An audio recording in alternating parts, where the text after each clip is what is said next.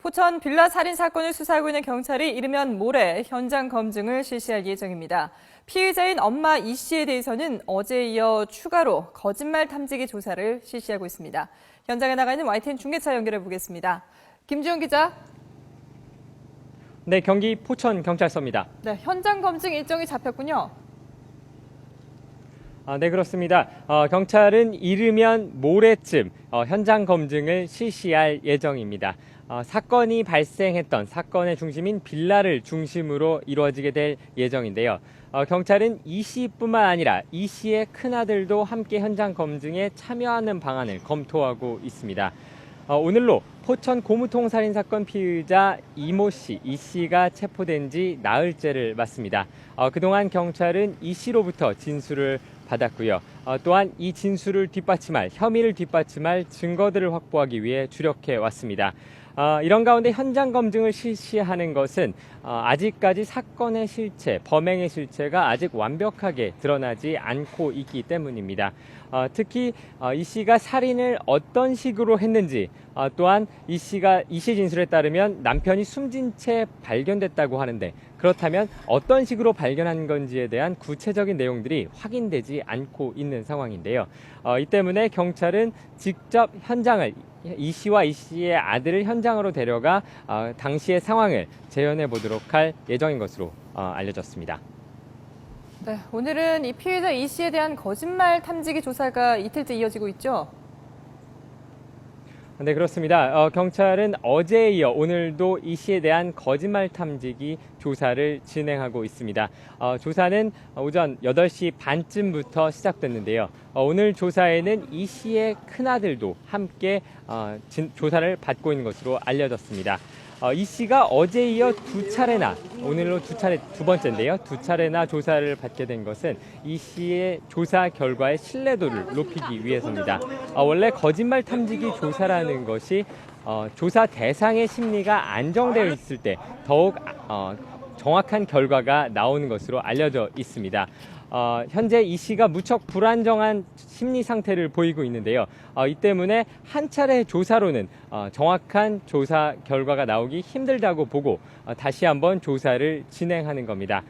경찰은 다른 사건에서도 4-5차례에 걸쳐 거짓말 탐지기 조사가 진행되는 경우도 있다며 이 씨의 조사 결과를 정확하게 확보하기 위해서 2차례 검사를 진행하고 있다고 밝혔습니다.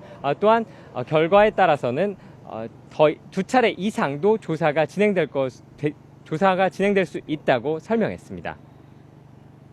네, 앞서 이 씨의 진술이 오락가락하면서 이 씨의 정신에 조금 약간 문제가 있는 게 아니냐 이런 의혹이 제기됐었는데요. 이 부분에 대한 조사는 어떻게 이루어지고 있습니까? 네, 그렇습니다. 이 씨는 체포된 이후에 경찰 조사 과정에서 끊임없이 오락가락한 진술로 경찰을 혼란에 빠뜨렸습니다. 대표적인 부분이 남편이 사망한 부분에 대한 내용이었는데요.